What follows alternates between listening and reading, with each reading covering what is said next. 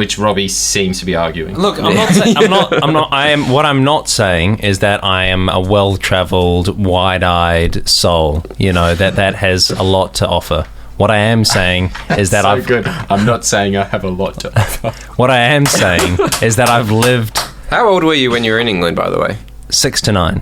6 to 9. It shaped me. It was my formative years. It's just I can hardly even remember before the age of 7. Well, it's bully for you, my friend. Bully for you. Bully for me. It's bully for you if you plumb forgot that, mate. Yeah. I'm just saying, it's just such a funny thing to be like, yeah, I've lived in several countries in my life. It's like all of it was just so young. All right, we should probably just tell people what we're doing. So, we were just talking before. Oh, we're recording right now. Yeah, I'm recording this. So, we were talking before. This is episode. Spring that. No. I mean, so I'll just clarify what we're saying there, and then we'll start with the intro of Gloria. But that was basically, we were saying, Jordan asked, who's the most worldly out of all of us? And I think we all agreed that it was Tom, but I was saying unanimously. But I think the fact that I've lived in a few countries counts for something in terms of my worldliness, although I'm not claiming that I'm more worldly than him, because Tom's almost died on a mountain in South America and things of this nature. I'm just saying, it's just Tom and I both instantly jumped on that. Robbie seems to be staunchly defending this position. Okay, he concedes that as New Zealand is the most similar culturally to Australia in the world when it comes to countries, but he will not cede that the second most similar country in the world to Australia is the UK. Because he's like, I've lived in multiple countries, I've done that, but his 3 countries are all basically the exact same place. Yeah, one that there has been legitimate arguments as to whether or not to include that as an 8th state to Australia. And you were so young. If you had lived in Egypt from the ages of 6 to 9, even though it's really young, I would grant that would be quite an interesting, different experience. But it's just a lie to yourself, I reckon. No, it's not. It's not a lie to myself, because you look at other people that have been born in places and spent the first 3 years of their life, and they still carry that around. For instance, Louis C.K., I think he was born in Mexico, and I think actually, I'm not actually sure. Do you know how long he lived in Mexico?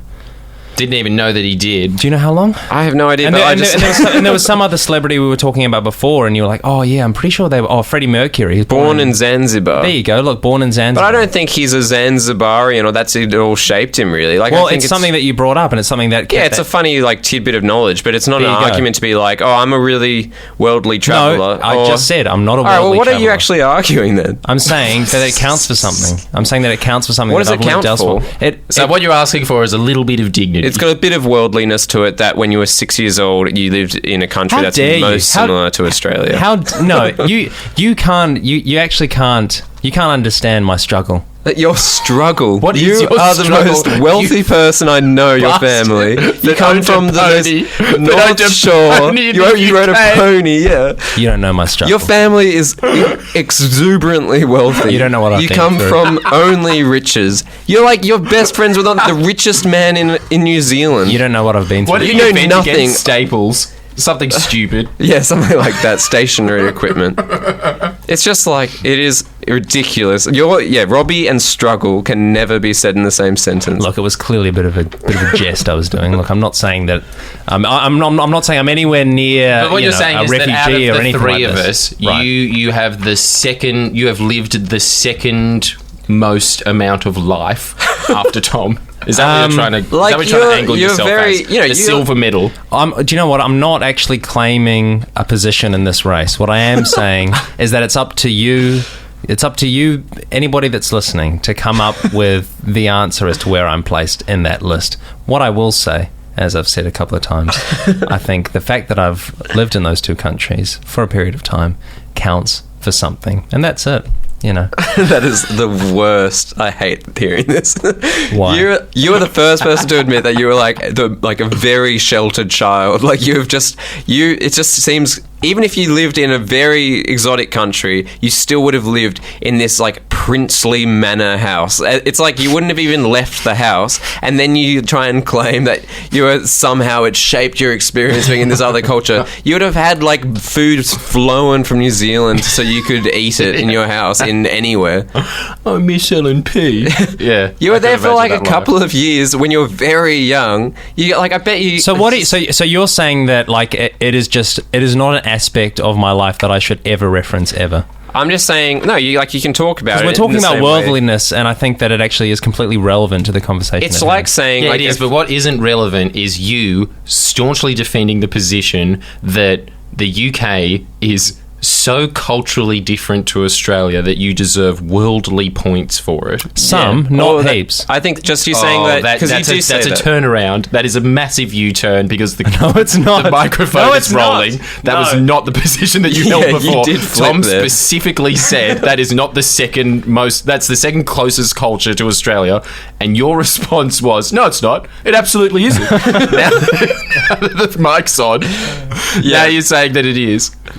It's just like you say this sometimes. is a You'll be waste like, of "Oh 5 yeah, minutes I've been all around. I've been to Europe or whatever. Like I lived in Hungary for a bit. I went to. I Hungary. didn't live in Hungary. I've been to Hungary, and I've mentioned it before. I said like I've done some. all right, I so- went there briefly. I saw my best friend there. If someone says like, "Have you ever been to Hawaii?" to me, I'll say no. I'll say like, technically, I have. When I was very small, I went to Hawaii, but no, I don't. You think- I have can't been there. really You say. have been. It is correct for you to say yes. I have been It's to Hawaii when I was deceptive 15. to say that. No, it's not. You say yes. When I was 15, I went to Hawaii. No. I went to He's Hawaii. got you like- there, Tom. No, when I was younger, when I was like 6 or something, I was in Hawaii. When I was 6, I went I to think it's Hawaii. unfair So then because- then you finish it by saying, when I was 6, I went there. Therefore, I can't really comment on the But experience. it's like of if it someone too said, well. "Have you been to the US?" I'd have to say, "Yeah." But like, it's a kind of a lie. Like I technically have. It's not a lie, How though, is it a lie? Because What is I wrong don't with have. you? It's like it's comparing the person that's been to the US and has traveled around many of the states or something to then the person who went to Hawaii when they were 6 years old for like a family holiday and stayed in like a resort for like a few days and then went back. For them to then kind of claim that continent as traveled, which you seem to do with Hungary, or say like, "Oh, I don't need to see Hungary. I've been there already." When you were like 10 years old or something. It's like, can you name a city of Hungary or anything Budapest. about it? Is that because of Coldplay? I swear that's because of some band that 30-year-olds like that you know of Budapest. Yeah, tell us No, about that's your where I time in went. Hungary. What did you see? Give us Do a you remember landmark or Budapest? I anything. remember it very vaguely. Like, I'll be honest. Like, you know, I would not say that I have like traveled Hungary in the slightest. What I will say, and which is the truth, is that when I was very young, I met my best friend there for a couple of days. That's literally it. It's never that, though. It's never that. It's like, yeah, I've been to Hungary, and then No, it's not. When do I ever bring it up? I You never said bring it on up. the radio. Like, I don't. Yeah, that was a joke. It was like it was a You funny can't just joke. retreat into it being a joke No. whenever you get. I've caught only by mentioned it once, and that was the reason for it. Is because like it's a stupid thing to go to Hungary and do some what was it? You know, when you roll down the hills on the a sandboarding or something. sort of like that. It's one of those. I can't remember the name of it, but it's like those you're on those metal buggies and you sort of go down the. Riding the dune. Yeah. Anyway, look. I just think to say like I've lived like I'm well traveled in the sense that I've lived in multiple countries. This is on the back of. By the way, can I just say to everyone listening, this is on the back of like us confirming, coming to a consensus that Tom is the most worldly. What is your deal, man? What is your problem that you? I am the best, but I didn't say screw that. all you rest. I did not I say am the that. best of all of you, and you are not at all worldly. How dare you even come up with a country that you've? I don't think talked I'm about. particularly worldly. That's got your number, Tom. I know, yeah. I'm number one, and you are nothing. I How didn't dare say you. that I am. I never said that. Shut up. There's only number one, and then there's losers. Yeah. Tom's mentality. I know. For you, bully for 2016. you. Grow up. I'm just saying, like, I feel like it's when we're saying who's lived the most life, the fact that you've lived in other countries, I don't think that even matters. I don't think I've lived the most life because I've been to a few more countries than you. Why do you think that you're the most worldly? I don't think I am necessarily. You do. No, I think There maybe was a very silent concession, a very tacit agreement amongst all of us that definitely Tom has lived the most. Well, I just know. All I know is I've lived more than Robbie. Oh, he said it. He finally it's not said hard. it. It's not hard. I don't agree. know. We all Spiders. agree. I just think it's more to do with, like places that things you've experience, maybe. I think just like your life has been, you know, very like constrained in a way, which is fine. But you're the first to admit that. I think that's just what I was getting at. That's what I was saying. But then to say like, no, I've lived in multiple countries, it just triggered a thing in me saying like, yeah, but have you like? How dare you? No, it truly is quite warped logic on your part, actually, in the sense that, you know, I am conceding, I suppose, in a way, like, you know, I have lived a sheltered existence, but like I have done these small things which were, you know, a challenge for me at the time. I consider myself an anxious person, a person that you know, that deals with change in a you know, it's difficult for me sometimes, and I think so those You're trying to get this like pity vote. It's not pity. How dare you are. It is such a base, like, and I will say this, stupid way of reading what I'm saying, to be honest. No, I think all it is just, it's that thought I get. Like, I'm not, you know, I've never backpacked by myself through anywhere by myself. I was with another person. I have done it with someone else. No, what I'm saying is, I just hate it when I meet someone who, not you necessarily, but just I'm like... not saying it. I'm not saying I'm really worldly. Check this out. What I know. I'm but sheltered, just like... but I've done these small things that were difficult for me at the time. That's what I'm saying. Yeah, I'm just saying it's just a thing where you meet someone who maybe has... done the, like, say, like, how your mum went through India on, like, a first-class train and just, like, wined and dined in the most, like, lavish existence possible. Sure. And, like, went to maybe, you know, a couple, like, saw the Taj Mahal. Or it's like, it was like we were talking about it the other day, Jordan, like, with Aussies, like, how Aussie people will go to Egypt and see the pyramids, and then that will be... That's all you need to see. Yeah, like, I kind of am sympathetic towards that idea, but it's funny, like, just... to say like, oh, I've experienced and done like all of India because I got on, like, you know, I feel as though you claiming that you've done Hungary is just like, it's just not true. I think we're going around in circles, and I actually don't think you're listening to a single word I'm saying. What I have never said is that I've travelled Hungary. The underlying tonality of what Robbie is saying is he wants to be respected. Yeah, I know. Yeah, and you're just like not listening to a single word. You're refusing to give him any respect. Yeah. And I applaud you for it, Tom. Because it feels as though it's just one of those things where it's like we start on a conversation which isn't about whether Robbie needs to be respected or not, and then it's like I've like lost this debate because it's like, hey man, like I just want to be respected, all right? Can you respect me? And then if I go, yeah, all right, I respect you. It's not like, about oh, well, that. There it is. It's not about it is what I said. And if you want to listen to a single fucking word that I'm saying to you, then that'd help. Careful. It'd really help. It'd help if you listened, if you open your fucking ears. What I'm saying is that I'm not worldly, but I've done some shit that was difficult for me in the past. That's so it. mad. You're the best. You're the best. You're I the don't most want worldly. that. I'm not saying that. Amazing. I'm just saying you just get so angry and you swear and get mad, and then you want us to be like, oh, poor Robbie for being anxious and being worried about travelling in a country. It's not. Hey, it's just like, think what do you want? Think whatever the hell you want. Think whatever the hell you want. What is the case is just what I've kept saying for the past 4 times we've spoken. All right? You're the most worldly. I'm the least. I've done some stuff that's difficult for me. Think about how, you know, if you want to pity me, if you want to fucking big me up, who gives a shit? I'm just telling you what I've been through. Your life story. Yeah, my struggle. I'm just telling you my fucking struggle. Okay? Your struggles. Yeah.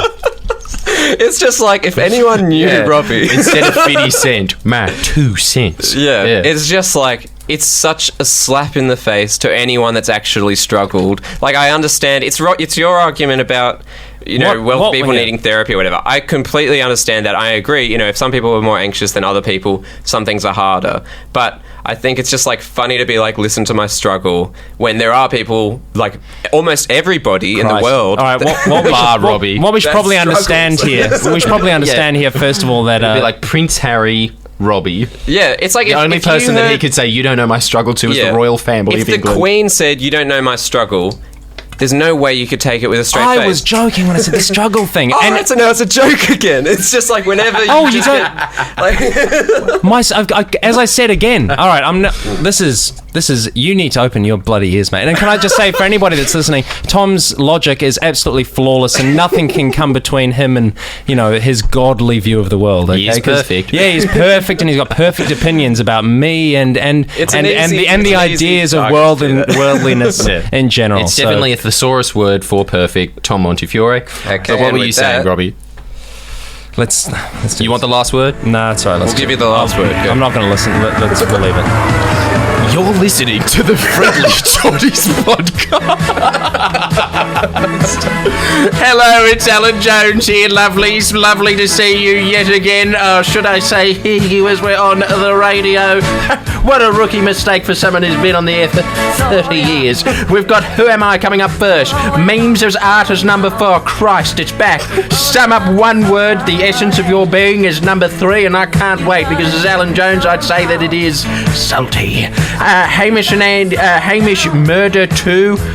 Jesus, what the hell is that? Hope you know, Tom, because I certainly don't. Prince at God's Table. Do you know what that one is? Jordan's Moral Caveman Adventure and Measure Your Boys. Cannot wait for that as somebody who was caught in England getting sucked off by an 18-year-old.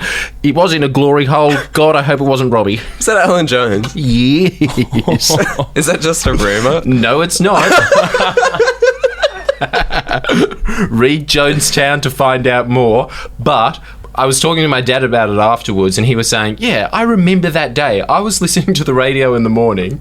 It was splashed across the front pages, the top news headline on every single channel, every single station, every single paper. Alan Jones gets sucked off in a toilet by a guy, right? By a male prostitute, 18. In half a day, the entire media landscape was silenced. What, just no one was allowed to talk about it? Yeah. Jones called in some favours. That much power. That's why his biography is Jonestown. Does he get a say on what gets said in his biography, do you think? No, he doesn't at all, because it was done by someone who is he's an investigative journalist for the ABC, so no, he doesn't. And you can really tell because the very first sentence is, Alan Jones is a very angry man. Oh, that's right. I already told about this on the pod. Yeah. So that's pretty much every conversation we've had has just been extremely circular. That one going back, I think, about 50 episodes of the podcast. But still, it is just... yeah. All right. Let's go through it. So, what are we talking about? Queensland election? Is that the... Yeah, look. We should probably just say... welcome to episode 57 of the Friendlyjordies podcast with Robbie Armfield, Jordan Shanks Markovina, and Tom. We've got, as Alan Jones said before, we've got a lot coming up, so get excited. I suppose we should start off with Who Am I, which is this card game that we play with you, the audience, led by camp group leader Samuel Troy. And much like any card game, about 3/4 of the participants really wish they weren't playing it.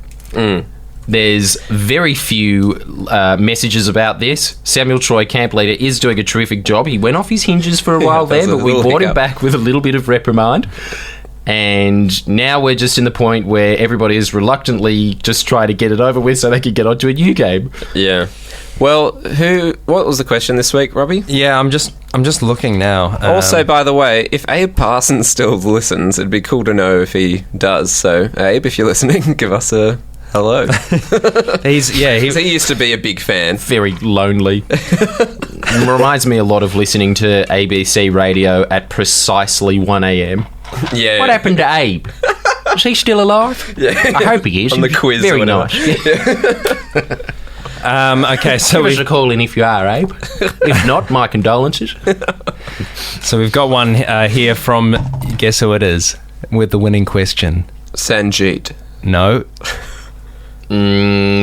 That's the only 3 people I know off the top of my head that listen to this. Samuel Troy, Sanjeet Dogra.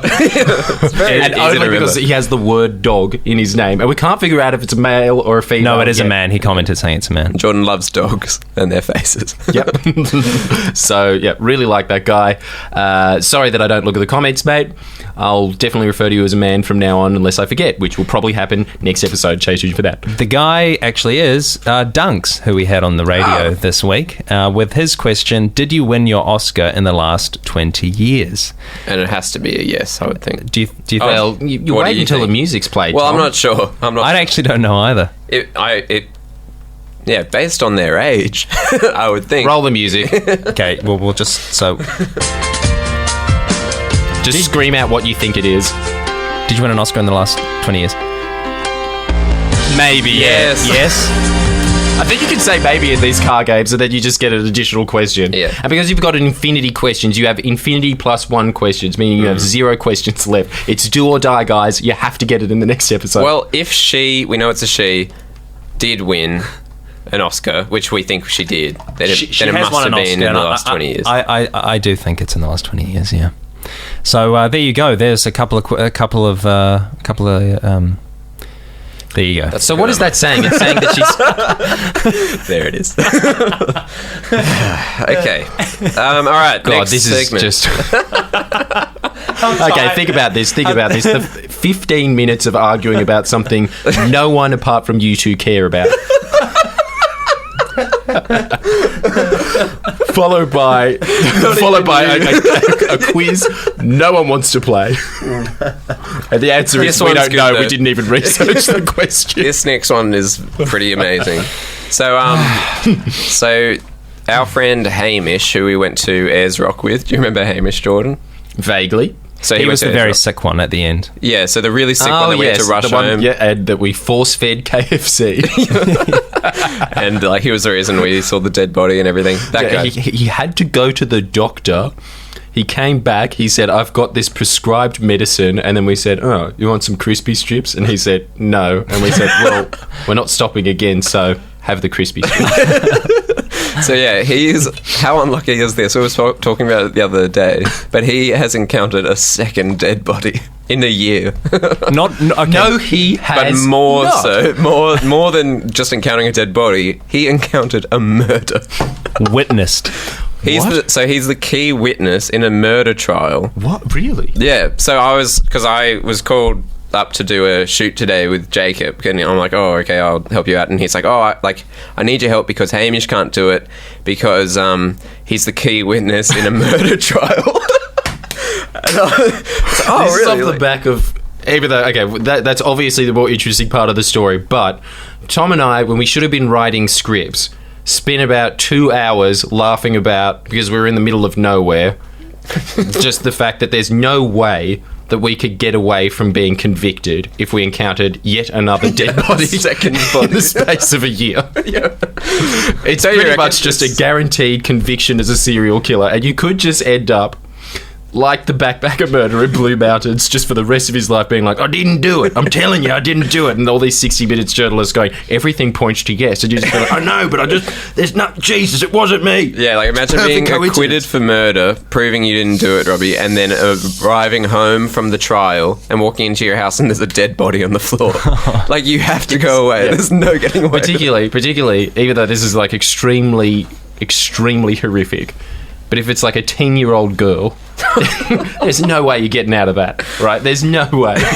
Was it a little girl? No, it wasn't. So what Thank happened was God. Hamish, this is like very Chinese whispers, but apparently Hamish was outside a house on his phone and a guy ran out of his house and was like, mate, can I borrow your phone? Someone's robbing my house and I need to call the cops. And he's like, yeah, all right. Like, here's the phone. And as the guy's holding the phone, the robber runs out of the house and runs down the road and the guy takes off after him with Hamish's phone. So Hamish takes off after him saying like, hey man, like, can I have my phone back? Double robbery. And then when he, and then it gets really serious because when he arrives catches up to the guy's chased the other dude down and has choked him to death. And Hamish is Choked like... him to death? Yeah, and Hamish is like, can I have my phone back, please? And he just gave him his phone. And then Hamish ran away. What? Apparently, he was just watching him get strangled to death. Yeah. Can I have my How phone? messed mate? up is that? What? Yeah, apparently. Yeah. And then he left. And then the police were like, all right, well, you've witnessed a murder. You need to go to court on Thursday and you can't do this job. So he just Seinfelded it. Is that what Seinfeld did? I don't know. Second last episode, wasn't it? Can't That's why they confirm were it. in a jail in Paris. Oh, right. What, he witnessed a murder? Or a crime happening on the street, didn't do anything about it. Yeah. So Well, I why is don't this know. guy not in jail? Isn't that Hamish- kind of like an accessory to murder? Well, he might have tried to stop him. Like, this is very Chinese whispersy. But either way, it's pretty amazing, like, story, right? To confront that. Like, what? Imagine that. It's walking home Harrowing. on a street and then, like, within 5 minutes, you've seen someone be strangled to death. I cannot believe that, but I can't think of any other response than that to seeing that. In that circumstance, would you have said anything more glib than, can I have my phone back? Yeah, what do you do? Would you try and jump in and stop it? You should, but I just don't think I Robbie would do it. certainly wouldn't. Depends. Tom, I don't couldn't think do it. would either. Just be sitting there being like, oh, this should be a good story. Good pod segment. And I reckon I'd be sitting there being like, I don't think he can breathe. Like, and he knows that he can't breathe. I reckon that'd be the responses. Any disagreements in just that? be like, dude, Get off him. dude. Yeah. He's had enough. Yeah. So the burglar's dead? Yeah. So then I was thinking about that. That's pretty like so you'd never want to break into someone's house if you ever thought about it because the person might kill you. lesson for everybody listening. Well, you know what I mean? Like, you're not going to just get charged with robbery if you get caught. Like, you could just die in the process. Anyway. So what is that? Does that, in New South Wales, that guy's going to jail, right? But if this was in Texas, that guy would get his own ticker-take parade, probably. Yeah, I guess so. Like, what is that? Because I know you can kill someone on your property in Texas. Do you think Hamish is in the running for Australian of the Year? Absolutely not. How is didn't Hamish stop a a murder. hero in this situation at all? I would love to get him on, though, maybe in a few weeks. And, like, we that'd could be ask him about fantastic, it. actually. Yeah, we should do that. Definitely. Yeah. All right, so No, let's that's move on. such a... Okay. Well, yeah, I know. that was... geez, this is a weird pod. That's what we said last time, and it was, and this one is as well. Well, yeah, this one we're measuring our boys. So. Anyway. How does it go? Everybody, this is the sizzle of the 57th episode of the Friendlyjordies podcast. We go from talking about a murder, we're going to talk about some other things, and then we're going to measure our penises. Each other's dicks. All right. So, for God's sakes, Tom, we're not measuring each other's cocks. Get it through your head. Okay, next segment. Sum up in one word the essence of your being. So this is Jordan's idea. I think it's to do with soul searching, self-reflection. It was a question that I read in a self-help book that Tom would absolutely despise, which is why I'm reading it. It is a psychic that I'm not sure if he appears on Sunrise anymore, but in his book he talks about his appearances on morning television shows. God. Doesn't that instantly just discredit you if you're having to talk about TV appearances? It's like the tarot And card especially reader. how it is in explosion. There's that explosion sign around it, and then it says in it, as seen on Sunrise. What do you think gives you more cred? The Today Show or Sunrise? I'd say it's Sunrise. I'd say it's a better source of news. Who are the hosts of each one? Carl Stefanovic's Today, that's Channel 9. Yeah. The original and the best. And then we've got the son of rivalry, David Koch. Oh, right. Young and hungry. All right, so what did this psychic man say in his book? So he was saying... can't remember. What were we talking about? The essence of your being. All right, That's right. Yeah, that's right. energy. People are listening. Maybe. So he was just saying that sometimes I look at somebody and just like a single word pops out and I go, that's their soul. That's their soul in one word. Right. So I'm asking everybody here, reading is an exercise to make your psychic senses stronger. Look at somebody else and sum up their essence of being. And I reckon we should start with you, Tom. Robbie, what do you reckon? What do you reckon about Tom? Worldly. You bastard. Loyal. Lot of blush from Tom there. He does like that. Well, you can't be unhappy with that, can you? I don't think it's true, though. Don't think it's fair. Yeah, neither. Such a dick. You know what I think of Tom? Sentient. What, just alive? That's got to be so... That has got to be grating for you. Yeah, that hits down deep. Sentient. Like a tree. I kind of like He that. really is. Who do you know who's more of an inanimate object than Tom? That's such a psychic cold read as well. It's like, of course, yeah. Oh, yeah, it's true. I am sentient. That really summed me up well. How did you know? Your name starts Because with... I'm sensing psychic. I'm developing Sensing my some psychic sentience powers. about Are you? Yeah. All right. What do you think about you, Robbie? What is yours? What's mine? Or should I say what think- I think I am? Probably, seeing as you asked that of Robbie just then, but did not do it yourself. Yeah, I think loyal. Brave. I wouldn't say loyal. Or brave. What the hell? Why am I not loyal? Yeah, I don't You're know more about- sentient than loyal. More You have sentient, to, more you have to alive. admit that. Surely. Yeah. Oh, yeah. Of course, yeah. There we go. We've got unanimous agreement. Tom is sentient. Okay, Jordan. What? I suppose we should probably. I mean, like you know, you've read this book. You would have taken the time to really sit and think about your own one. So I guess it'd probably be more. No, worthwhile to you know hear what your my one. first thought was after reading this? Ooh, Tom would hate that. That's all That's all I the thought whole way about, through. yes. Didn't learn a thing. Not developing my psychic powers. My whole goal of reading this book is to make Tom psychic. He definitely is magic. After his long rivalry with Dark Wizard Matt Tarrant, where he once pulled a 50-cent coin out of his ear, and I still don't know how he did it. Yeah. He's definitely got the magic in him. So that's what we're trying to do, is to bring it out from Tom specifically, because you and I, Robbie, we're squibs at the absolute most, but this is clearly a Hermione Granger of the group. Is a squib a non-magic? You're person? Harry Potter, you're the nerd. I'm Ron Weasley, the poor one. No, you're also poor as well. You're Ron. I'm Harry Potter. What, so you both are magic? Yeah. But squibs. We're both squib Harry Potter and squib Ron. Oh, okay, right. But I'm somehow inexplicably awesome at Quidditch. Just give me that. Please just give me that. All right, you can have that. Okay, so Jordan, what's your word? I guess. All right. Well. All right. Sorry. I mean, because we just said before, like, What did you say, Jordan? We'll give Jordan. Tom, you give Jordan a word. We should have organised this structure beforehand. But I'd say optimistic. It's one. pretty good.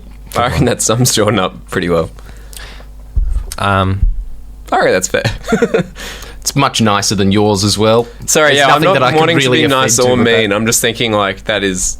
If I had to, like, you're always, like, No, no what you matter wanna what be, the exactly. scenario, it is just, like, you're always just... Even if it is, like, annoying or, like, too... Like, just completely unlikely, you'll still be, like, optimistic, which is sometimes not a smart thing, but I think that's, like, you definitely verge on, like, just absolute optimism, for sure. I'm definitely more, like, realistic, I think. Jesus, look at the death in his eyes when he says realistic. Stone cold. All the sentient floats out. And we What about- see Tom the Stone. and what would you say to his comment that reality has to be, you know, sad and glub? Who said that? Well, I guess it was evidenced by the dead look in your eyes, as Jordan said. I didn't Just say that. buck up. Oh, right, be more optimistic. 'cause Yeah, I'm- look at the brighter side of life. I just think That's it's what always I one of say, those... as my essence of being is optimistic. I reckon it leads to, like, gambling and that kind of thing. You know, if you're optimistic that you're just going to win roulette all the time, you'll just lose all your money. Be Or realistic about it. you'll win heaps. Yeah, that's why you can start doing it. Don't you reckon your mindset is perfect for, like, a problem gambler? Like a lose everything on one roll. Okay. That's all well and good. But your mindset is perfect for a tree. Yeah. Realistic, down to earth, sentient. Yeah. That is your really... What's worse, You are a tree or a bonsai. problem gambler? You're a moving bonsai. Robbie, what's your one for Jordan? I'd say probably determined. What? So would he I. says This is that and then great. Listen to scrunches this. his face up and looks at me like, ugh. Why are you disgusted by the essence of my being? No, that I'm just word. thinking like no, because I was thinking, is that the case? As soon as I said it, I'm thinking, do I think that? And then I think, yes, I do. Thank you very much. Just glowing reviews so Optimistic far. and determined. That's really nice. So what do you think as of opposed yourself? to as opposed to Tom's that are default negative. Sentient and worldly, which was a crack at me. Yes, yeah. A very sarcastic worldly. Jabbing, yeah. You got hit with the right and then hit with the left. Word punch. I would say that I am lion-esque. I'm a Leo, folks. All right. I've That's not got even a the word. eye of the No, I don't. I've got the eye of the lion. Have you seen the Jungle Book, incidentally, Jordan? No, I have not, and I will not either. Oh my goodness, why? Okay, first of all, wasn't that big of a fan of the original movie by Disney, because when I entered a competition for it in colouring in, I thought that I did it great. On looking back at it, It was probably awful, but I was just like, I got it all between the lines. I specifically remember it because that was the one where I'd finally figured out, even if it was like a very large circumference that I was drawing in, at least it was all in the lines. So I thought I won. But then I go there, and there's obviously kids that are entering this that are saying, yeah, sure, I'm 8, but they were 14 or whatever, just to win the damn video. So ever since then, it's just tarnished my love of The Jungle Book as a result of that. It's fair enough. Thought Bare Necessities was a pretty bass song, really. Subpar song. Yeah. Yeah, I was never Telling people to aim low. It's a very Tom song. Just aim right. Aim right, I suppose. It's just like if you were to write the thong song, it would be the Tom song, and it wouldn't be about thongs.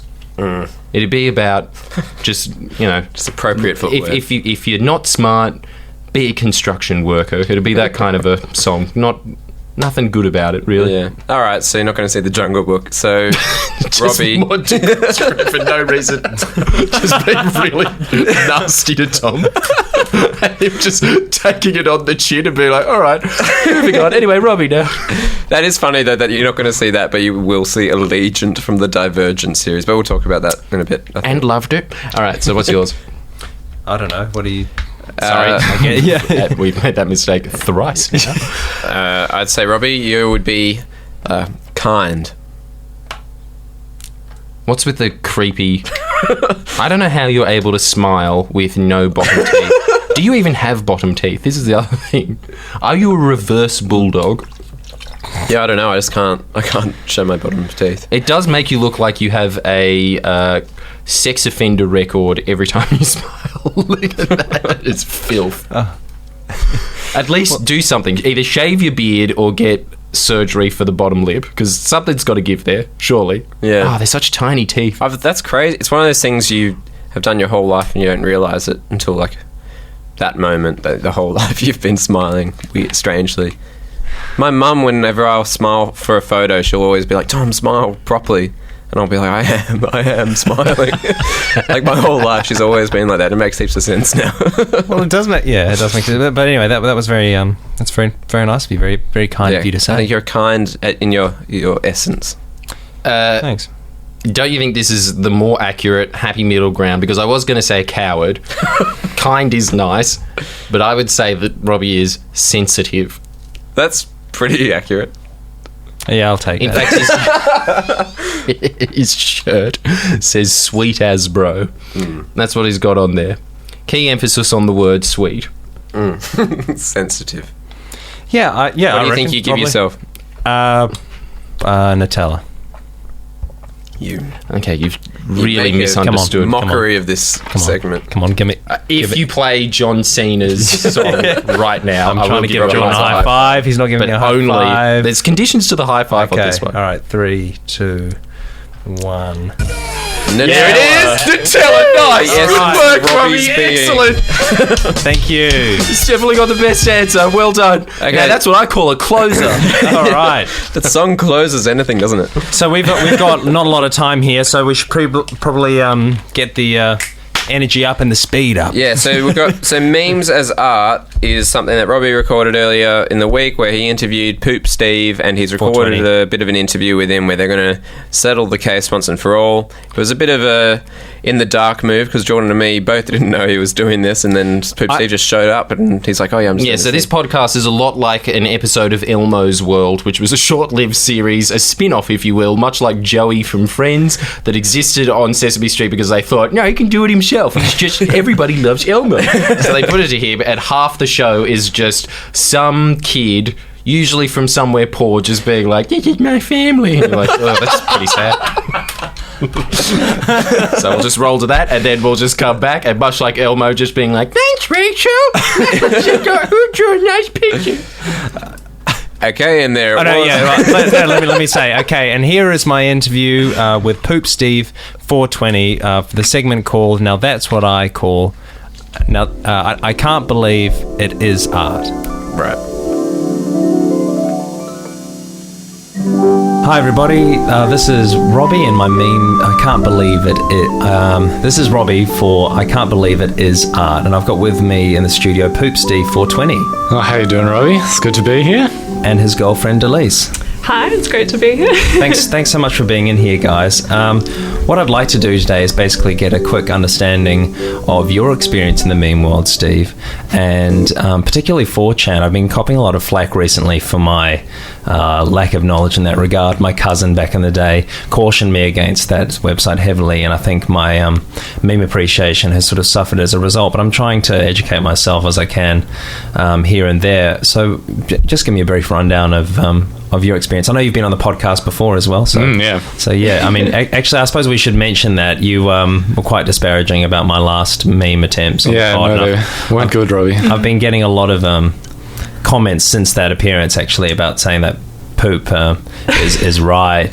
Poop, would not approve of this meme. Oh, okay. Things of this nature. Yeah. So I just want to say maybe I'm a bit annoyed about that, I guess, that...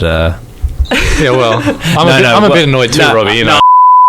Give me a brief rundown of your history in the meme world, Steve. Pretty much in 2013, Robbie, I started making some meme videos, and since then I've just grown really tired of the whole genre. Just a bit sick of it, really. But I suppose what we could say, I mean, fair enough. People can have their own opinions about memes and art in general, but I suppose a common ground today is we can understand that memes are art, and I think that's why we're here today, right? Okay, Robbie. All right. Sure they are. I'm sensing a bit of sarcasm. Oh no, they're definitely high art, Robbie. You're a modern-day Michelangelo. Okay, well, why don't we hear about your 4chan experiences? That is a horrible website, and anyone that goes on that website is beyond repair. Just don't go on that website. Okay. Do you have any examples as to why people should steer clear of such a thing? I have a good friend, Monica. She was preyed upon by the board R9K. I'm sorry, I'm just getting a bit emotional here. Sorry, what? That's okay, that's all right. So what's R9K? It's a board on 4chan, and they posted a thread about her, and they kind of harassed her for a few weeks, and she was my friend and still is. Okay. She was really hurt by the whole experience. All right, calm down. I mean, so what's R9K about? Just about harassing women, I guess, Robbie. Is it actually? Why is it called R9K? I've no idea. Don't go on that disgusting website. Do you know anything about this, Elise? No, I had no idea until this morning when I was doing some research about coming on the pod. I talked to Monica about our troubling times, and she got a bit emotional as well. Because, Steve's avoided 4chan in the past, so he had to do some actual research before coming on here. Okay, fair enough. Where did you go primarily for your art in the past? Don't call it art, Robbie. I had a bunch of friends that were all involved in the same type of things. So we fed off each other, created memes together. It was a good time, but that time is over now. Okay. Memes are definitely not art. I think maybe we should analyse a piece of art now, a meme. Would sway us the other way. Yeah. So in the past, I've analysed memes that include Jar Jar Binks. I've read out a text-based meme about a Tinder success story, and I also read one out that included sort of Pingu and the idea of the Paris attacks and blackface, and the way in which these very edgy and PC ideas clash to create just very spicy online artistry. And what we've got here today is an image from Captain Phillips, a Tom Hanks, I think it's Steven Spielberg film. Oh, yeah. And there's a dark fellow who... he's, I guess, African-American? No. Okay. Well, he's not... he's... I don't know what... The most correct Somalian. Okay. We'll go with that. I'll just say Somalian. Okay. So we've got a Somalian character here. So I think he's a Somalian pirate. Okay, have you seen the film? I haven't actually, must say. Okay, it's got Tom Hanks in it. It's quite good. So this was a meme that was going around, and it's got the photo of the Somalian guy, and when he's taking over their ship, he says, "Look at me, I am the captain now. Look at me," and he's got his hands like this. This one. So if you see here, look, it's a picture there of the Somalian looking at this, and it says, in the meme text, "Hey Pete, this is Sean. What are my hours for tomorrow? Look at me. I am the captain now." Bottom text. And so what that does is, if you can see there, Yep. it sort of is... it's extremely complex, isn't it? I mean, so we've got, and it's also quite grainy, and then the way in which the internet has affected this, very stuff, lo-fi, but with very high concepts. What is wrong with you? And then, as you can see there, he's pointing to his eyes there. So Yeah. I'm the captain now, Definitely pointing. and I think it's I mean, like that's just another example of art. How is that art, Robbie? Well, it's got the low quality there. Yeah, but what mixed does in with that mean, High Robbie? concepts of, the idea of low and high socioeconomic brackets, going to a shift, employers, employees, the idea of being a captain, being a subservient part of a community or business hierarchy. We've got bottom text, which is just a classic subversion of the memes of today, From like 2013. Like, how is that still funny, Robbie? Well, so this is Memes of yesteryear. So this is the memes of yesteryear. So what it's doing is it's taking those initial memes, like your Bachelor Frogs, your Velociraptor, your Bad Luck Brian, these types of characters, where they've got the text up the top and down the bottom. And what it's doing is it's saying it's using the literal term for the bottom text of bottom text, which was then revamped as a joke in about the 2013 era, and is now used again as a joke, but as the 2013, it's taking the 2013 reappropriation of that as the joke again in this very complex Well, it sounds very complex, Robbie. of lo-fi hierarchy. Captain Phillips, Somalian Pirates, what does that mean? Tom Hanks, just all these worlds colliding in an absolute maelstrom of internet imagery, art, if you will. Why doesn't it have a Shutterstock filter over it? Like, why don't you just put everything from the world in there for no reason at all? Okay, all right. I see. We probably disagree on. I think, maybe we disagree, Robbie. Maybe we do. Well, I mean, this does sound a bit like my high school art classes when you're trying to pull so much meaning from not too much material, I guess.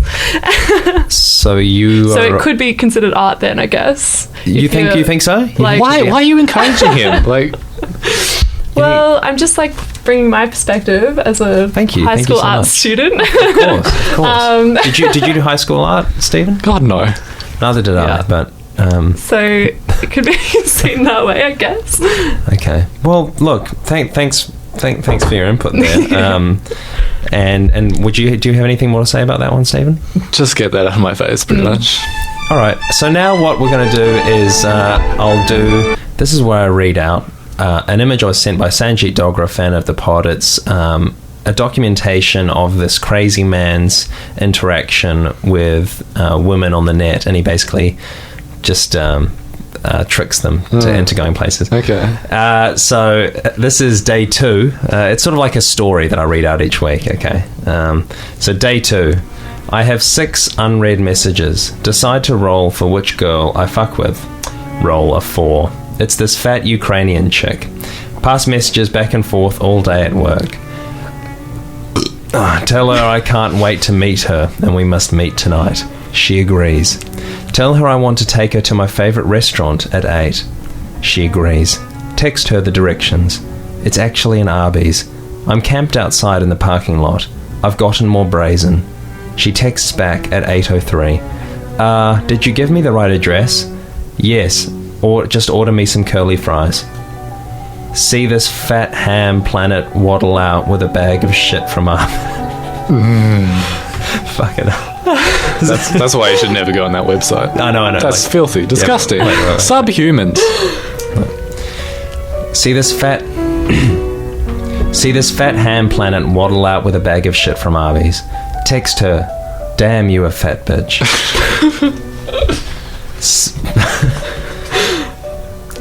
Speed out of there as fast as I can.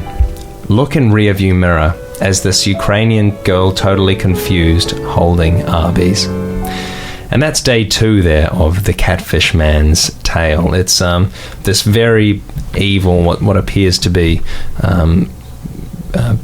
highly autistic person on 4chan. Yeah. I suppose it kind of and this tale, this man's story here, I think details that the dark aspects of that website. as Just you a cesspool of mental illness. Like, why would you encourage it?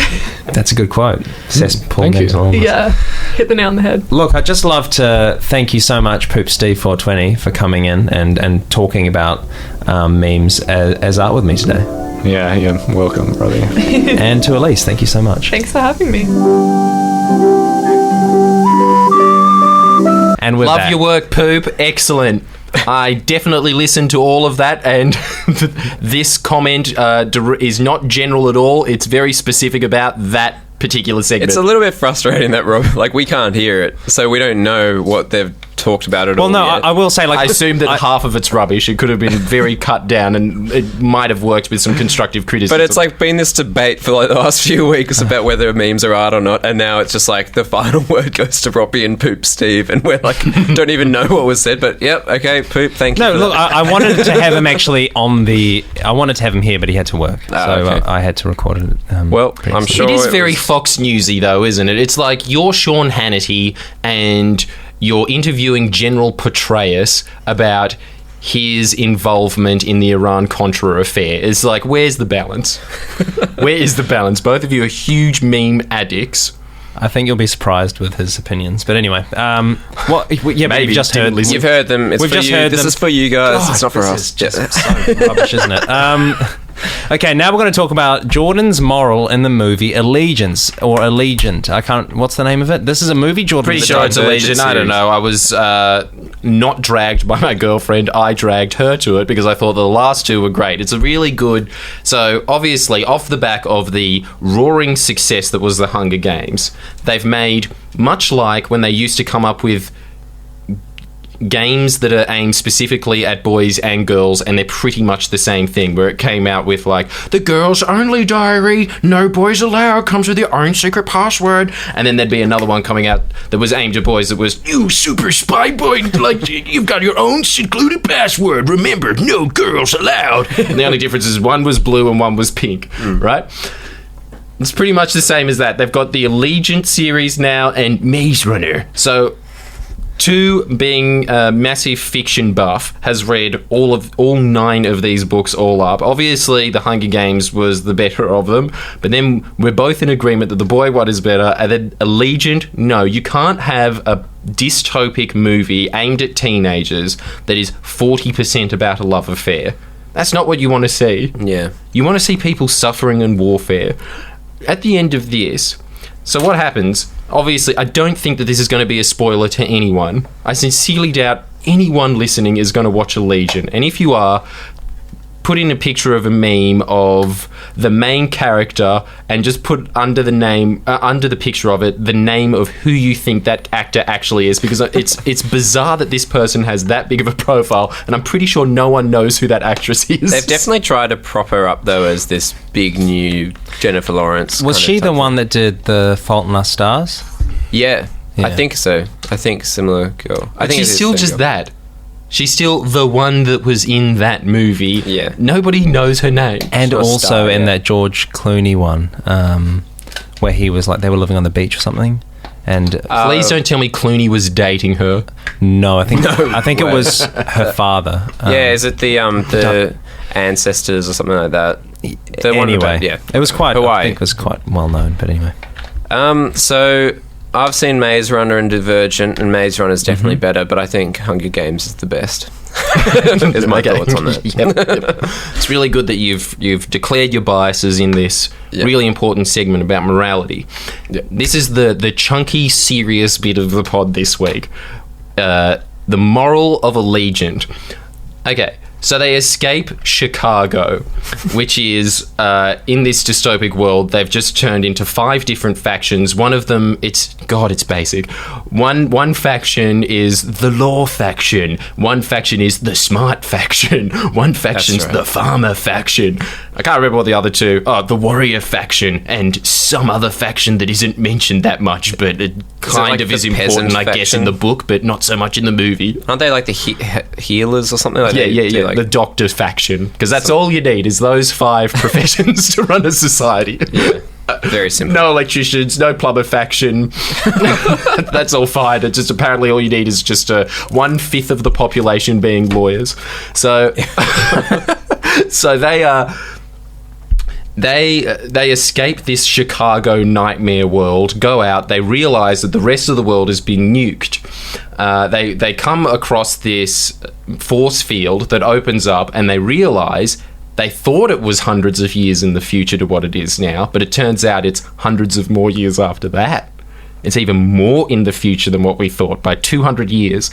So they've got all these crazy guns that don't seem to kill that many people. They're always set to stun. You never see much blood in it because it's pretty PG. It's a lot like watching Hercules with guns. So they run out. So they're in like kind of the village thing where they're protected, and they're like 100. They're in the past. And they go out of the force field, and they're like, oh, over here they'll be 100 years more advanced than us. And then they find out they're actually 200 years more advanced. Yes. And that was supposed to be this huge twist halfway through the movie, which I guess technically does tick all the boxes of a twist, but it's no Sixth Sense. It's pretty twist. minor. Because you could, yeah. Anyway, so what's so the moral they dilemma? go there. I'm pretty sure it's like the guy from Love and Marriage, or Married with Children. I'm pretty sure it's that guy who's like on... It's some old actor that you haven't seen in 20 years, but was probably big in the early 90s. He's running this experiment that is the Chicago city where all the factions live, and that is sort of like the Truman Show. These guys that just live on this sort of military base / experiment lab watch these guys and have this great technology, because it's 200 years in the future, where they can see everything, right? So they're just trying to see, for some reason, it's like, it's very brushed over this point in the plot where it just goes, so we think that there's like in the future everybody could genetically modify themselves, but if you became too much of a warrior, you lost your empathy, so we're trying to find what the perfect gene is, and it turns out you, that actress that nobody knows their name, even though George Clooney was in a movie with you, I'm pretty sure if you asked him, if you quizzed him what your name is, he'd say, sorry, I've come up blank. This is terrible of me, but I really just can't remember. She's divergent because she's got like split genes or personalities or something. Yeah, and so she's perfect. So what he's trying to do is extrapolate her genes to make these other mutants better. But so while she's there, like, her boyfriend comes in, who, by the way, if everybody in the comments section for the podcast, please put in a picture of Oblina's lips from Are Real Monsters. And I know we've been using that a lot of the past couple of weeks, but it's just too fitting to pass up, because this guy's lip is horrendous. I hate it. I cannot look. It looks painful to me, this guy's bottom lip. So please put that in. If you think that his lips are terrible, and if you think that his lips are good, put up a picture of Holly Valance doing that mwah in that song that was on 7 years ago, around when Beck Cartwright was still Beck Cartwright and not Beck Hewitt. Right. So do that. And then while we're talking about it, it's like, so that guy with the terrible lips goes out and starts kidnapping children who otherwise would be living only until they're 30, because they're living in a nuclear waste zone, so the environment is toxic. So they take them to this military base and purify them, but then they get rid of their memories, because a lot of times to take these people from these scavenged barren lands, they have to kill their parents to take them out. But at the same time, the guy puts out the best moral dilemma, and this idiot stands there going, they're killing people and wiping their memories. And then the guy goes, yeah, well, what would you prefer? Would you prefer this kid dies at 30 or to live a healthy life and help rebuild the world from the nuclear waste zone? No, I'd prefer that they die at 30 with their parents in the wasteland and have a shit life where they're borderline mutants from that waste zone in Russia. I'd prefer that. Chernobyl. I want Chernobyl, that's the one. So what was so the dilemma is like one person dies and that will save everyone, or... The dilemma is, would you kill some kid's parents, wipe their memory clean, turn them into soldiers or lab researchers or something that will help rebuild the world from a barren wasteland, or would you just let them be these nomadic mutants but for the rest of their life, and they die at 30? What a strange... So the choice is that it's better to... So the greater good is just completely looked over. It's just, no, we're going to live till 30. It doesn't matter. Yeah. You can't wipe people's memories. That's the moral. And then after that, they go, because there's about to be a civil war in Chicago. They go back there, and then he releases this chemical that's supposed to wipe everyone's memory, and that's the epic thing that they have to stop at all costs. That, just their memories being wiped when they're about to go into a civil war, seems like a pretty good idea to me. No one dies in that scenario. They just forget why they're fighting. Yeah, those movies all do it, where it's just this constant... Like, yeah, just the core of the plot is just always just not thought about. But you're meant to... Like, that's the best part of those movies, is where they get kind of, like, put into their groups and stuff. But it's just, yeah, seems like very basic. It's like even Maze Runner's a little basic. It's just... I cannot imagine that this is a fully grown woman that has written this book and then thought, no, that's the right way to go. They shouldn't lose their memories. They should just tell everybody that they're about to get their memories wiped, and then I'm pretty sure that would avert a civil war.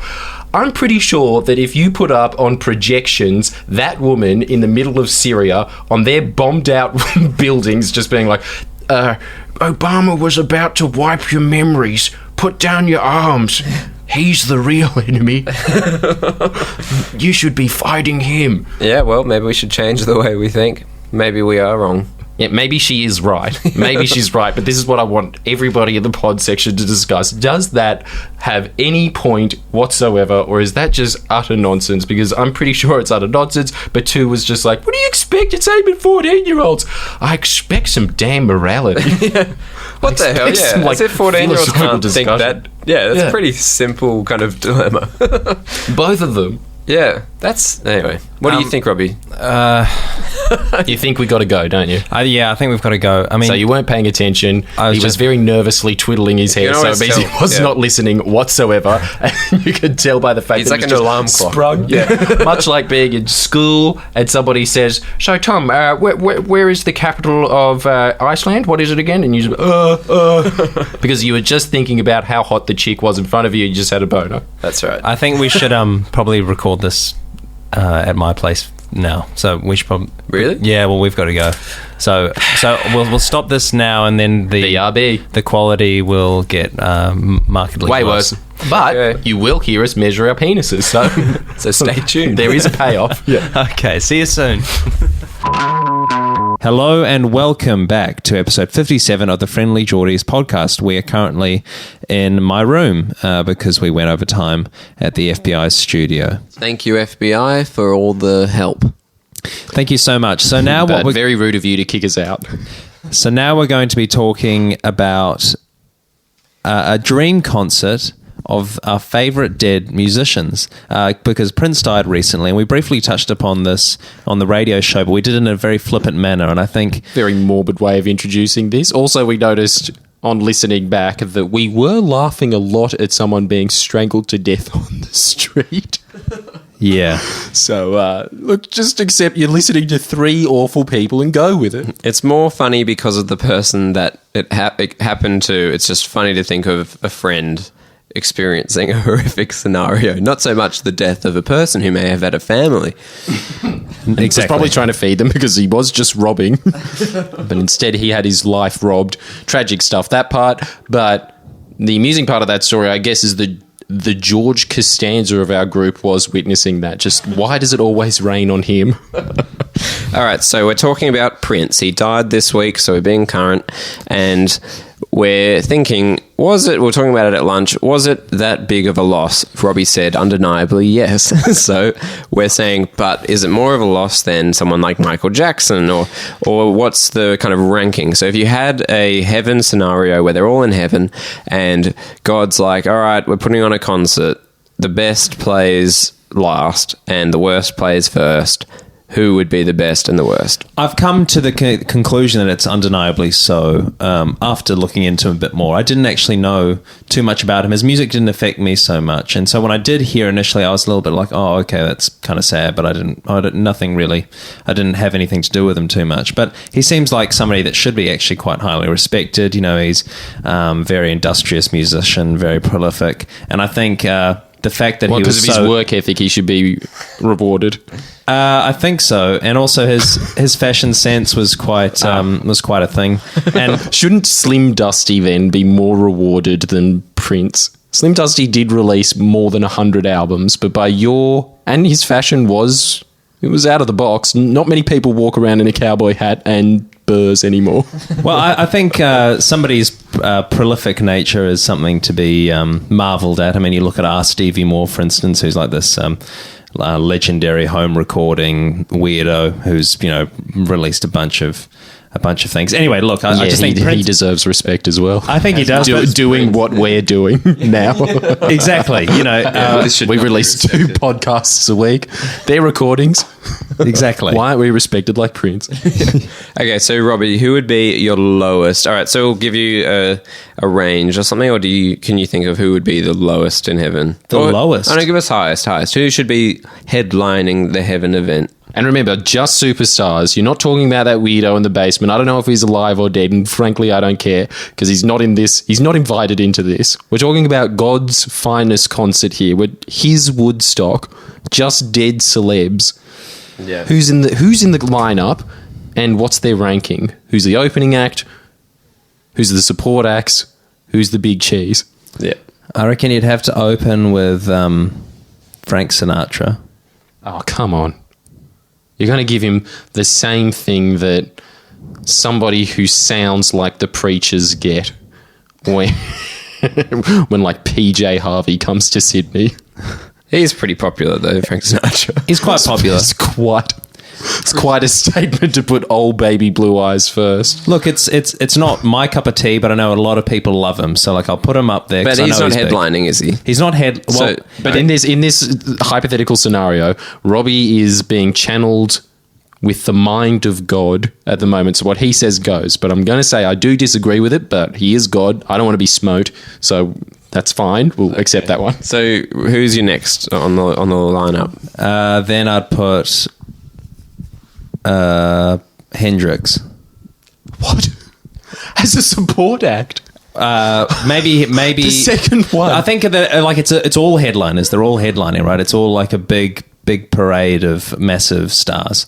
Okay, maybe I can understand Frank Sinatra, but Jimi Hendrix before Prince.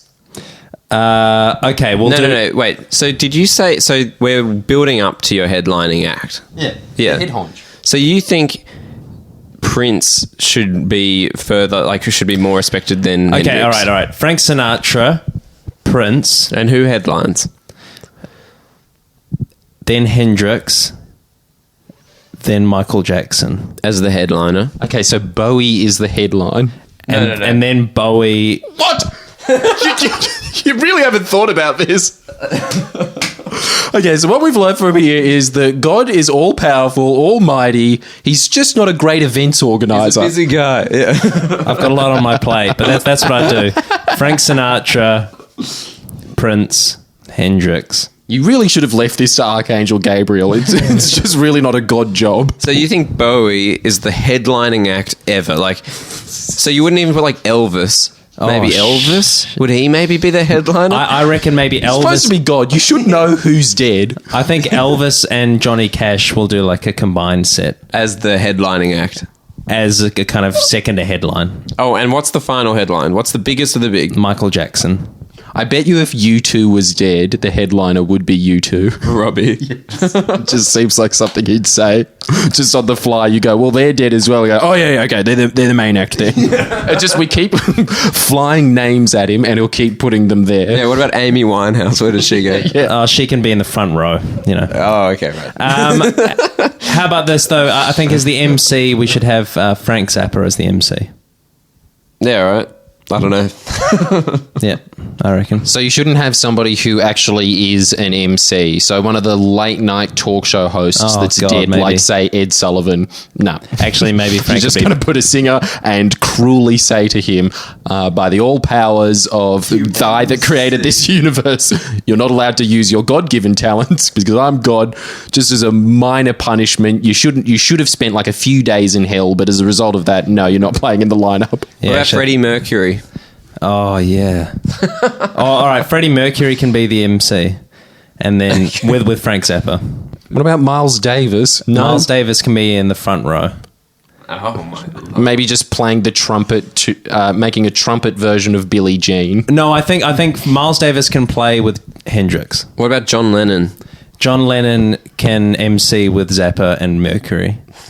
So there's 3 MCs. It's like the ABC lineup for New Year's Eve that always gets 97% negative tweets of why the hell is Joel Creasy doing this? And then would have Robin Williams as on the side stage for the whole evening. Just kind of supporting the bands when He's they come off. Yeah, just a bit of variety. If you get a bit bored of the music, you can always go back, and he's always going to have some sort of zany character that he's coming up with. As well as one of those one-man band drum things where he's got a huge drum on his back, cymbals on his shins, and an accordion. Yeah, and then he's going to be MC'd by Mrs. Doubtfire, so that'd be an interesting thing where he would have to go back, get changed, come out, MC himself, and then introduce himself again. It'd be quite an amazing show, actually. Yeah. So you'd really have to pick what you'd want to see. You want to see Robin Williams MC himself, or do you want to see this string of amazing musicians? For a Woodstock, it's pretty funny to have like 4 acts and then about 6 MCs. Yeah, you'd want John Coltrane maybe with Hendrix as well. Is there enough in introductions to even warrant that many MCs? Did you only got 4 in between moments? I think there is enough to warrant, because they're all quite huge presences, aren't they? Yeah, everyone wants to see them. They're quite big people with huge biopics. I mean, like, have you seen Walk the Line? You know, these people have got big stories, and I think it'd be interesting to hear these legendary performers introduce these legendary lives. Right. Okay. Well, what do you get? I mean, do you want to give your set list? Well, I mean, we're not God. Far be it from us mortals to argue with this. I'd imagine that both Tom and I would be mere audience members in a huge crowd. But I'd have to say that I disagree with 90% of that lineup. It seems so warped. It seems so on the fly. Really? What's your number 1, Jordan? I think I would agree with the number 1, apart from the fact that you did have a side act with Michael Jackson. I don't think I did. You kept him as a head honch? He's the head honch. That's the 10% I agree with. Thank you. Everything else is rubbish. Would you have them, though, just in a different order? Or is there... Yeah, they're definitely there. Did he miss anyone? But again, I don't want to get smote.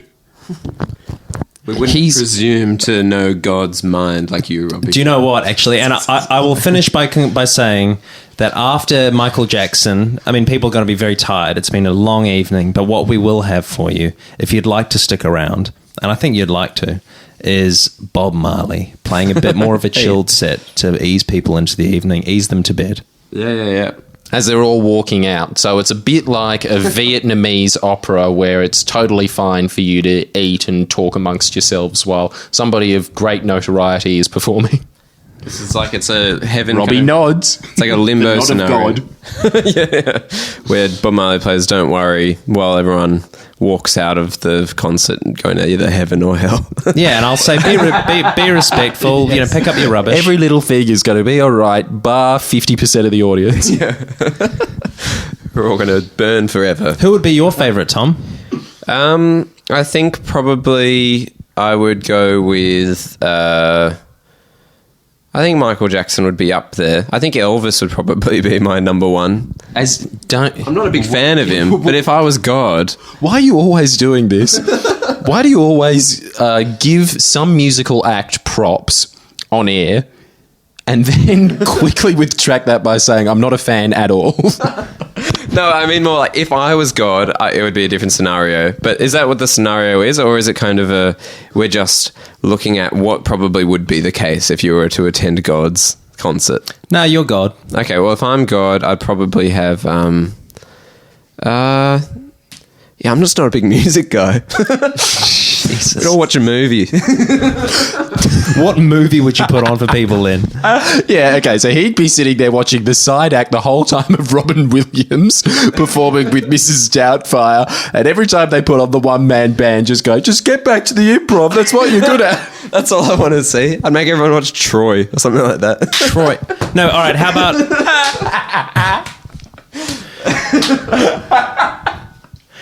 Maybe. Oh my god! A dead Like, I don't think filmmaker. you know what you're missing out on here. That's a huge lineup.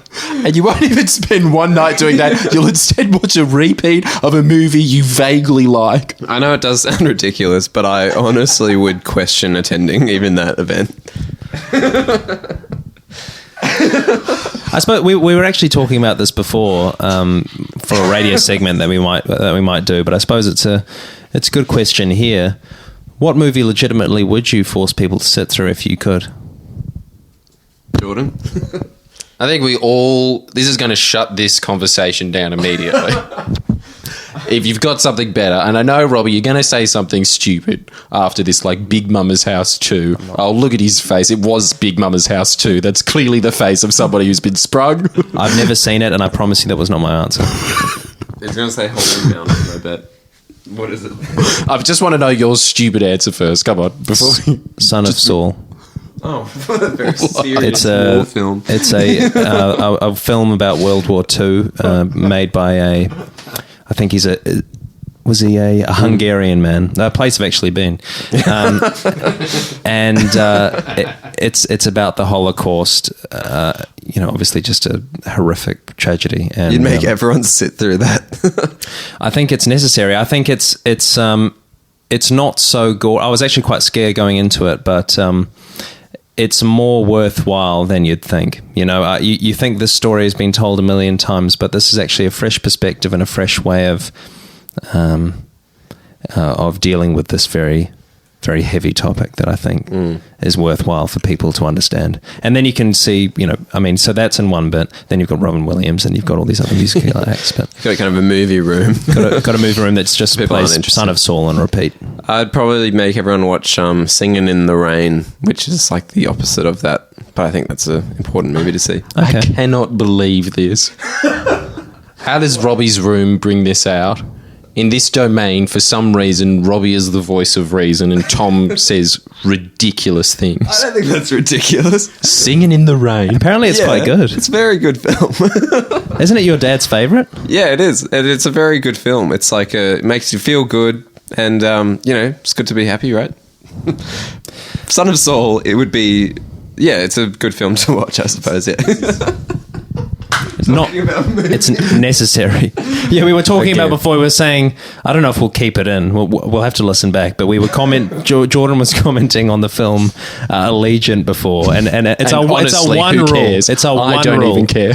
It's a one rule on this podcast and radio show. We don't do movie reviews. Like it's just, or we don't talk about movies. We don't talk about. We don't do music reviews. And by far the biggest proponent of that rule is me. Jordan demanded to do this segment, and the only thing, like the things that me and Robbie are most interested in, music and film. So one rule, we're not allowed to do it. Yeah. Okay, well, Inconvenient truth. Let's move on. oh yeah, that's There you good. go. Yeah, there you No, go. I- But they're dead. Like you're in heaven by this point. Yeah, true. Oh, okay, But yeah, then I it suppose actually is an climate inconvenient change has no impact on heaven whatsoever. Yeah, fine. Singing in the Rain. Yeah, there you go. We're outnumbered. Now it's time for quickly. Caveman. Oh, can I just do quickly guess the impression? Can I?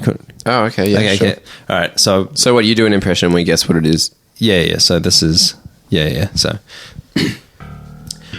what's the deal? Wow. What's the deal with guitars?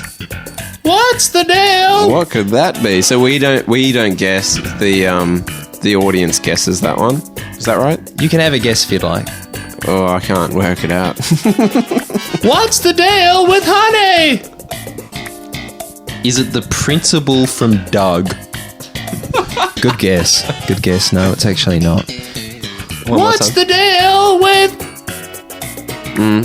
Yeah. One more time. What's the deal with books? I can't believe it. Are you just scrounging in your brain for things this guy said, or is what's the deal 70% of the words he's ever said? Yeah, pretty much. I think it I know is. where it is. I'm not going to say it though, so we can let the audience work it out. Oh, but okay. it is definitely just all he does is that line over and over. He's not. Very selfless of you, Tom. And I've got to say, for the first time ever, Robbie, I am genuinely impressed by that impression. Oh, but do you know who it is? The joy. Such a smile. I've never seen. So you must know who it is then, right? Pure smile. There was nothing behind that but happiness. Oh dear. So you know who it is because you're impressed by it, right? It's very accurate. Yes. All right. See, like Tom doesn't think so, and I take this around everywhere. This one, and people are not that impressed with it. Anyway, No one likes it. I don't mind that one, but everyone we've ever been around when you've done it, they're just like, I don't. they're not It's awesome interested. that he takes that on the road. Much like a travelling freak show, that's his bearded lady. That's his main event. All right. Yeah, a freak show with one freak. All right. So caveman adventure No, time. yeah, the Caveman, the original adventure. So we so Jordan wanted to basically do a segment where we explore or brainstorm cavemen. No, what he came to, he just said, we're just talking about segments for this podcast, and he just goes, cavemen. Can we do something about that? Very nice rephrasing of what I actually said, because the true sentence was very annoying manager who reads too many books about management, which is obviously where I got it from, because new listeners of the show, massive proponent of self-help, doing a stand-up show in June, so come see that. But I'm pretty sure the sentence was cavemen. Let's brainstorm. So what we've come up with is a fun audio story, which we will begin now. So the characters are Jaw, played by me, Jordan Shanks, Mark Avina, and Bragugly, which is Robbie, and the caveman, who's got the name Tom, will be played by Tom. It's extremely lazy. Okay. Cast your mind back, if you can, 30,000 years ago. A land of desolation. A land where man rode dinosaur to claim victory over their nemesis. Chimpies. Sort of like modern day chimps, but more defenseless. We find our hero Tom sitting amongst the brambles of yesteryear, contemplating the month's harvest and wondering why? Why, God, why? Why still is there no harvest? And that's when Tom discovered agriculture. Sorry, then it goes to me. Tom, why are you still in the brambles like Shadow Boy? Come play with the dinosaurs. And then the dinosaur, which will be played by Robbie, goes,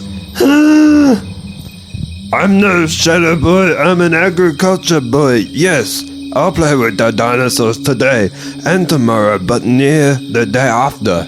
For a long while they stood in silence, so long as to facilitate only one day's worth of play. Let's just be playing not far away from the brambles of yesteryear. And so they played, but the chimpies watched. And so Tom and Jaw got even with them for watching, and slaughtered them all, one by one, and saved their precious princess from literally no threat. Bragugly. Oh, thank you for saving me. I love the chimpies, but the dinosaurs are truly my one and only favourite. Who is to wed me? If you think Bragugly should wed Tom, leave a cave painting of Sir Isaac Newton in the comments section. And if you think Bragugly should wed Jaw, leave a cave painting of Richard Simmons. And by cave painting, we mean just put up a picture on the Facebook comments. But because we're trying to bring your mind back with a phrase that we were trying to keep within ourselves, but Robbie popularised on previous podcasts, theatre of the mind. Cave paintings. It's got to be the worst segment we've ever done, I reckon. I think we did it. No, I think we're getting Squeal there. or no squeal was up there. And that's why it's been asked to be brought back from the dead, despite the fact that we all unanimously agreed never again. We're not going to sink to those levels, but we're going to be doing that live on radio, and in the meantime, now, because we can't on radio, we're going to go even lower, and we're going to measure our boys. So this, for anybody that's listening for the first time, this is basically a question that Jordan put out to the audience. Do you want us to measure our penises both flaccid and erect, or would you like to hear him lay a chocolate egg and fulfill his dream of being a comedic genius akin to the Jackass crew? Terrible rendition of history. Especially seeing as we do not live in the days where you can just have a massive victory over your foe and write it. We have a recorded document that says you came up with me laying an egg. We know this is a fact. I know. Don't tell me that we had both of these options. I used the Measure Our Boys as a thing for us all to get it together. Fair enough. But I think that you should be more in favour of laying an egg because you are so enamoured with the Jackass Crew's comedy. Well, if it was up to me, Robbie, that's what would be happening. But the people said otherwise. You have Poppycock. insisted to do this. We've said time and time again, it's just the worst thing we could do. No one like some people like it, and people liked it enough that they actually sent in audio of us, of requesting or begging us to do this. So we will, unfortunately, be doing it. Because of legal reasons, we're not going to be recording any of those. It was truly disturbing listening to that. Yeah, I don't want to name. We don't want to name and shame, but you people are sick. But so are we. We are so much worse in this situation. I cannot believe we subdued our audience to that. Okay, so That was all your fault, Robbie, you sick weirdo. all right. So let's reveal our measurements. Tom, you begin. Okay, what do you want to hear first? Flaccid then erect. Okay, well, flaccid 12 centimeters and erect 17 centimeters. Are you lying or I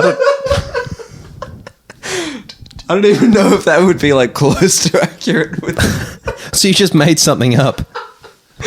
Can you please measure your cock? I don't have a ruler. I don't even know how you don't have a ruler. Who owns a ruler at this day? Let's and just age? look. I've got one here. Like, let's just do it here. So you stand up, Okay. and then I'll. So this is very odd what's happening right now. Are you doing it again? Are you taking this to a level where it shouldn't go? So look. Here we He go. Look, is. what He's we've got fucking here. So taking it. pull those down. All right, pull these down. Okay, let's have a look here. So, oh, very nice. So we've got 10 centimeters, Oh, for God's sakes. and now if we just get that nice and firm, I'm not looking. What the fuck? now, and then we can see Jesus what the. Christ. I'm not looking at this. This is demonic. All right, let's. All right, This there you is go. truly sinful. Should I use my mouth? Shut the fuck up. Theater of the mind, baby. What the hell was that? Okay, so and erect, we've got 22, big boy. Talking about. I don't know if we can put any of this in, but Jordan, come over here. Let's do the same with you. No, I've already measured. I don't need to do this. All right, what's yours, flaccid then? Jordan? Very impressed with this. Oh, wait. I don't know if we should say it. What? Well, it feels unfair for Jordan to say that and for us to just be messing around. Oh, you don't have. I mean, do whatever you want. I'm Jordan. saying it. Do whatever you want. 15 flaccid. Oh, fuck off. It's flaccid. There's no way that's true. Yeah, I tried. All right, I tried. All right, let me give you the real measurements. Just shut up with your 12 as well. I know you use regular size condoms. Fucking 12 flaccid bullshit. You know the average. Yeah, because I was trying to get on the bandwagon and one up you. Like, you started this. Yeah, I'm calling you out. Bullshit. You know the average male penis is 13 erect, and you went for 12 flaccid. Yeah, I know that. 6 inches is like 15 and a half centimeters, I think. So it's just like there's no way you were at a 6-inch penis flaccid. That is like longer than the average penis, like fully erect. Some of us are truly blessed. Mine. I've seen both of your penises, by the way, so It's just like you can't. When did you see my penis? You flash your penis flashed it every in the second podcast. day. Yeah, it's a few times. And me and Monty Actually, have that's true. showered. You are more acquainted with my cock, despite knowing me for far less period of time than Robbie. And you probably only know Robbie's penis because I demanded for probably 10 minutes on a podcast that he flashes. Yeah, that's Well, true. no, but also like as I was saying With before, onsen together. we sort of had Japanese showers. Yeah. Is it called onsen, where you just Yeah, that was. Yeah. Were you impressed with the size, Tom? Well, I don't know what's an impressive amount. I think you just have a really very biased view on penis size because of pornography. So there was nothing standout-ish in any way about Robbie's penis. You know, A truly unremarkable cock. Jesus It Christ. exists. All right, give me your measurements, Jordan. Let's wrap this shit up. All right. It is truly 11 flaccid, 20 hard. oh, I'm not bullshitting you. I use large connies. You know why I constructed this whole thing? Was to just brag about the accuracy of like how big my cock actually is. It's fucking huge. It's huge. It's massive. It's not the biggest. In high school, there was a guy called Joe. That guy in year 9 had a 21 centimeter schlong hard. Where's it going from there? And like, it's true because when he used to get changed in the PE hall, I remember this kid called Torbs. People might know him from the Yilmaz Chronicles. He was the one that pointed it out, just being like, monster cock! Joe's got a monster cock! this last minute has just been awful. Particularly because, can we just read out that comment, please? Oh, sorry, I don't have Please that. get out that comment. Somebody just wrote while just being like, you've truly scraped the bottom of the barrel at this point. Like, this is when the Coke can doesn't even have dregs left. It just has that little piece of, it's just like a piece of Coke. It's not even liquid anymore. It's just that kind of stuff at the bottom. That's as low as it gets, really. And not only are we talking the most shite we've ever talked over these past however many hours we've recorded, it's also just awful quality. We're in my room, we've... It's only up from here. Yeah. We've kind of gone in a full circle. We're back where we started in your room. Yeah. But when we started in your room, keep in mind, we were talking about politics. So, Robbie, please, after I've just bragged about my ginormous penis. Well...